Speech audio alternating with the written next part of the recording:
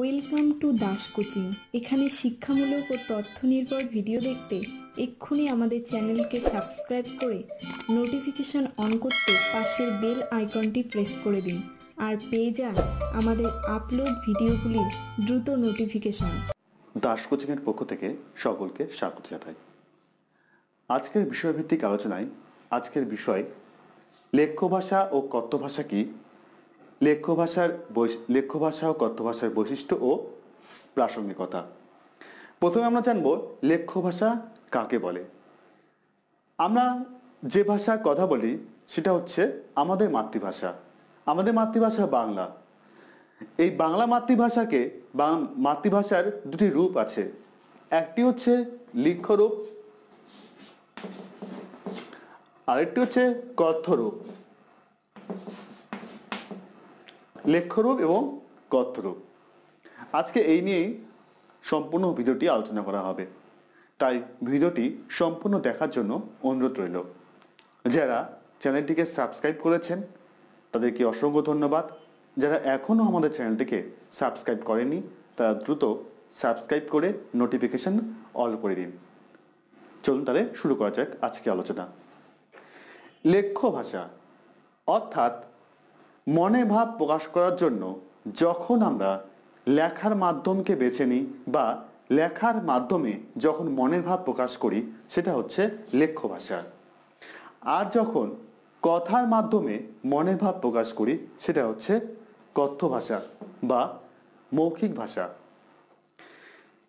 লেখ্য ভাষা আমরা লেখার মাধ্যমে প্রকাশ করি, অর্থাৎ যখন আমরা কোনো কিছু লিখি বা মৌলিক চিন্তা যখন প্রকাশ করি সেটা হয় সম্পূর্ণ লিখিত আকারে।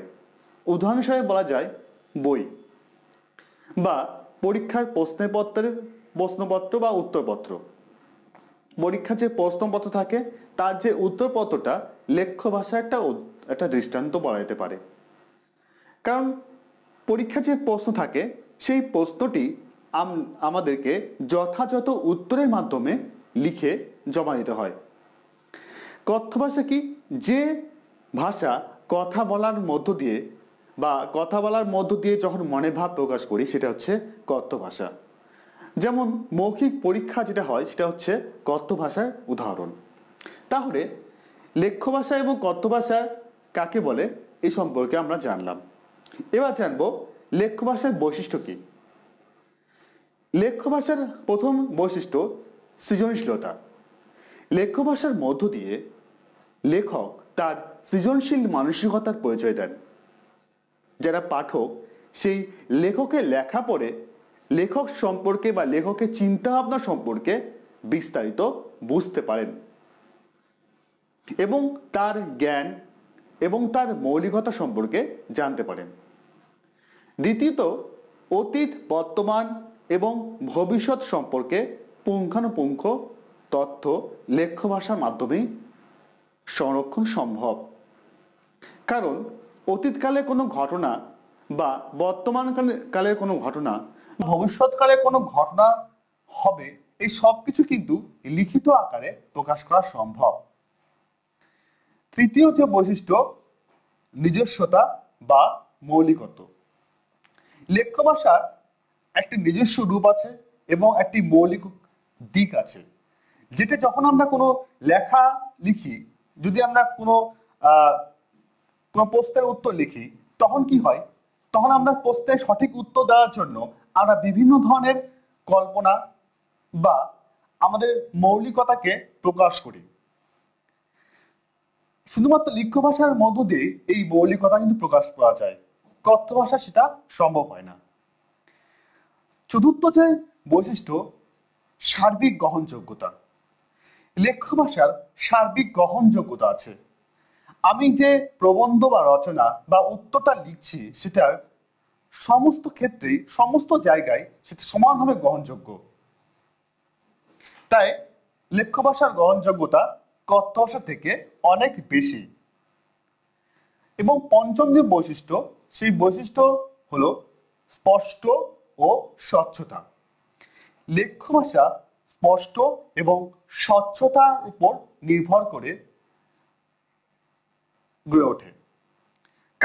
লেখা যদি স্পষ্ট এবং স্বচ্ছতা না থাকে তাহলে পাঠক সে লেখা পাঠ করে লেখকের মনে ভাব বুঝতে পারে না, কিংবা যদি স্বচ্ছ এবং স্পষ্ট লেখা থাকে তাহলে যে কোনো পাঠক যে কোনো সময় লেখকের সেই মনের ভাবটা সহজে বুঝতে পারবে। এই হচ্ছে লেখ্য ভাষার প্রধান প্রধান বৈশিষ্ট্যগুলি। এবার কথ্য ভাষার যে বৈশিষ্ট্যগুলি আছে সেগুলো সম্পর্কে এখন জানবো। কথ্য ভাষার প্রথম বৈশিষ্ট্য হচ্ছে এটি বাচন নির্ভর। বাচন কি? বাচন অর্থ বলা, কথা বলা। এটি মূলত কথা বলার উপর নির্ভরশীল। যখন আমরা কিছু বলি সেটা হচ্ছে কথ্য ভাষা, অর্থাৎ বলার মাধ্যমে আমরা মনের ভাব প্রকাশ করি, কথা বলার মাধ্যমে আমরা মনের ভাব প্রকাশ করি। এই যে আমি কথা বলছি সেটা হচ্ছে কথ্য ভাষার মধ্য দিয়ে। দ্বিতীয় বৈশিষ্ট্য, এটি শুধুমাত্র বর্তমান কালের উপর নির্ভরশীল। বর্তমান কালে কি ঘটছে বা কি কেমন ভাবে ঘটছে সেগুলোই আমরা কথাবার্তার মধ্য দিয়ে সেটা প্রকাশ করি। ভবিষ্যৎকালে কি হতে পারে বা অতীতকালে কি ছিল বা কি হয়েছিল সেগুলো কিন্তু কথ্য ভাষায় অতখানি স্পষ্টতা লাভ করে না যতখানি স্পষ্টতা লাভ করে লেখ্য ভাষায়। তৃতীয় যে বৈশিষ্ট্য, গতানুগতিক প্রাসঙ্গিকতা আছে। প্রাসঙ্গিকতা অর্থাৎ লেখ্য ভাষা বা কথ্য ভাষার এর একটি গতানুগতিক দিক লক্ষ্য করা যায়। যেমন ধরুন আমাদের এলাকা ভিত্তিক হোক, জেলা ভিত্তিক হোক বা অঞ্চল ভিত্তিক হোক, যে ভাষা প্রচলিত আছে সেটা একটা গতানুগতিক ধারাবাহিকতার মধ্য দিয়ে কিন্তু প্রচলিত করা আছে। সেটাকে সংশোধন করার সেভাবে কোনো চেষ্টা করা হচ্ছে না বা সেটা সেইভাবে চেষ্টা হচ্ছেও না। পঞ্চম কারণ অর্থাৎ বৈশিষ্ট্য, এটি কতিপয় ব্যক্তি বা কতিপয় সমাজের মধ্যে এটা সীমাবদ্ধ আছে। যে ভাষাটা আমরা ব্যবহার করছি, ধরুন আমি বাংলা ভাষায় কথা বলছি, বাংলা ভাষায় এটা কতিপয় সমাজ বা কতিপয় ব্যক্তির মধ্যে সীমাবদ্ধ। এটা সারা বিশ্বব্যাপী বা সারা দেশব্যাপী কিন্তু আমরা বাংলা ভাষায় কথা বলা হয় না বা বলে না। এবং পঞ্চম যে বৈশিষ্ট্য, ভাষার বৈচিত্র্যতা। কথ্য ভাষার বিভিন্ন বৈচিত্র্য লক্ষ্য করা যায় যেটা লেখ্য ভাষায় অতখানি থাকে না। কিরকম? কথ্য ভাষার বৈচিত্র্য কি? বিভিন্ন জন বিভিন্ন ভাষায় কথা বলে, কেউ বাংলা, কেউ ইংরেজি, কেউ সংস্কৃত, কেউ মারাঠি, কেউ পাঞ্জাবি, কেউ ইংলিশ, কেউ চাইনিজ। এই যে বৈচিত্র্য সেটা একমাত্র কথ্য ভাষায় বলা যায় বা কথ্য ভাষায় দেখা যায়। লেখ্য ভাষায় সেভাবে বৈচিত্র্যই দেখা যায় না। বৈচিত্র্য দেখা গেলেও কথ্য ভাষার মধ্যেও আবার বিভিন্ন ভাগ আছে। বাংলা ভাষার মধ্যেও বিভিন্ন অঞ্চল ভিত্তিক ভাগ আছে। লেখ্য ভাষায় সেভাবে ভাগটা কিন্তু চোখে পড়ে না। আমি যে ভাষা কথা বলছি, আমি লেখার যে ভাষাটা কিন্তু যেভাবে লিখবো সেটা পশ্চিমবঙ্গে সবাই ঠিক সেভাবেই লিখবে, কিন্তু কথা বলার ধরনটা কিন্তু আমার এক হতে পারে, আলাদা হতে পারে। আপনাদের একটা হতে পারে, আমার আলাদা হতে পারে।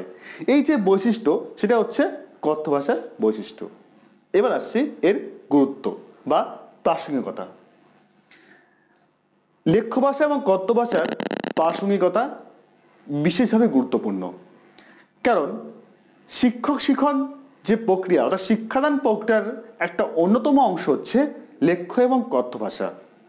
যখন কোনো শিক্ষক শিক্ষার্থীর সঙ্গে শিক্ষাদান প্রক্রিয়ায় যুক্ত হবেন তখন তিনি লেখ্য এবং কথ্য ভাষা দুটো ভাষার মধ্য দিয়ে শিক্ষক এবং শিক্ষার্থীর সঙ্গে যোগাযোগ স্থাপন করবেন, শিক্ষার্থী শিক্ষকের সঙ্গে যোগাযোগ স্থাপন করবেন। একটি শ্রেণীকক্ষে লেখ্য এবং কথ্য ভাষার প্রাসঙ্গিক এবং তাৎপর্য অত্যাধিক গুরুত্বপূর্ণ। তো সেই দিক থেকে লেখ্য ভাষা এবং কথ্য ভাষায় কতগুলি পর্বে ভাগ করা যেতে পারে। প্রথম প্রাসঙ্গিক দিক হচ্ছে পঠন বা রিডিং। লেখ্য ভাষা বা কথ্য ভাষা যখন আমরা ক্লাস শ্রেণীকক্ষে পঠনের উপর কিন্তু এটা নির্ভরশীল থাকে। কোনো কিছু পাঠ করার মধ্য দিয়ে শিক্ষার্থী তার মনের ভাবটা প্রকাশ করে এবং শিক্ষক সহজে শিক্ষার্থীর মনের ভাবটা বুঝে তাকে সেই অনুযায়ী জ্ঞান দান করে থাকেন। দ্বিতীয় হচ্ছে বচন বা বলা। শিক্ষক এবং শিক্ষার্থী দুজনেই শিক্ষাদানকালে যোগাযোগ স্থাপনের জন্য কিছু না কিছু বলে থাকেন। শিক্ষক প্রশ্ন করেন, শিক্ষার্থী উত্তর দেন, বা শিক্ষার্থী প্রশ্ন করেন, শিক্ষক উত্তর দেন। এই যে একটা বলার বা স্পিকিং, সেটা হচ্ছে এই শ্রেণীকক্ষের সবচেয়ে বড় একটি গুরুত্বপূর্ণ অংশ। তৃতীয় যে পর্বটা হচ্ছে শ্রবণ। শুধুমাত্র সবাই বলবেন না, শ্রবণও করবেন। শিক্ষক শিক্ষার্থীর কথা শ্রবণ করবেন, শিক্ষার্থী শিক্ষকদের কথা শ্রবণ করবেন। চতুর্থ পর্ব লিখন বা রাইটিং। যখন মনে ভাব প্রকাশ করার জন্য শুধুমাত্র বলার মধ্যে সীমাবদ্ধ থাকা যাবে না, সেটাকে লেখার মাধ্যমেও শ্রেণীকক্ষে প্রকাশ করতে হয়। যেমন উদাহরণ হিসেবে পরীক্ষার কথা বলা যেতে পারে। যখন কোনো পরীক্ষা নেওয়া হয় বা মূল্যায়ন, শিক্ষার্থী কোনো মূল্যায়ন হয়, সেই মূল্যায়নের জন্য শিক্ষার্থীকে লেখার মাধ্যমে তার মনের ভাবটা প্রকাশ করতে বলা হয়। কারণ তার লিখন দক্ষতা কতখানি প্রকাশ বৃদ্ধি পেয়েছে বা বিকাশ ঘটেছে, এবং তার যে বিকাশ অর্থাৎ সার্বিক বিকাশের মধ্যে কি তার ব্যক্তিগত বিকাশ, তার মানসিক বিকাশ, তার নৈতিক বিকাশ, তার আধ্যাত্মিক বিকাশ, তার বৌদ্ধিক বিকাশ, এই সবকিছু বিকাশগুলো হচ্ছে সার্বিক বিকাশ। তো সার্বিক বিকাশ কখন ঘটবে? যখন শিক্ষার্থীর মধ্যে পঠন, শ্রবণ, বচন, লিখন দক্ষতা প্রকাশ পাবে, তখনই তার মধ্যে সার্বিক বিকাশ ঘটবে। তাই বলা যায় যে শিখন ক্ষেত্রে বা শিক্ষাক্ষেত্রে লিখ্য ভাষা এবং কথ্য ভাষার গুরুত্ব বা প্রাসঙ্গিকতা বিশেষ গুরুত্বপূর্ণ। তো এই ছিল আজকে ছোট আলোচনা। এই আলোচনার বিষয়বস্তু বা আলোচনার ম্যাটেরিয়ালস নিচে ডেসক্রিপশন বক্সে দেওয়া আছে। যারা ডাউনলোড করতে ইচ্ছুক, ডেসক্রিপশন বক্সে লিঙ্ক দেওয়া থাকবে, সেখান থেকে ডাউনলোড করতে পারেন। এছাড়াও আমাদের ডেসক্রিপশন বক্সে আরও অনেকগুলি লিঙ্ক থাকবে, যেমন প্র্যাকটিকাম, যেমন অ্যাসাইনমেন্ট, আরও study materials, ebook, Rita Aheli এবং ইংলিশ ভার্সনের ইবুকের লিঙ্কগুলো, ডাউনলোড লিঙ্ক আছে। সেখান থেকে খুব সহজে সেগুলো ডাউনলোড করতে পারবেন সম্পূর্ণ ফ্রিতে। তো আজকে আলোচনা এই পর্যন্ত। সকলকে অনেক অনেক শুভেচ্ছা এবং অভিনন্দন। আশা রাখছি পরবর্তী ভিডিওতে আবার দেখা হবে। ততক্ষণের জন্য নমস্কার।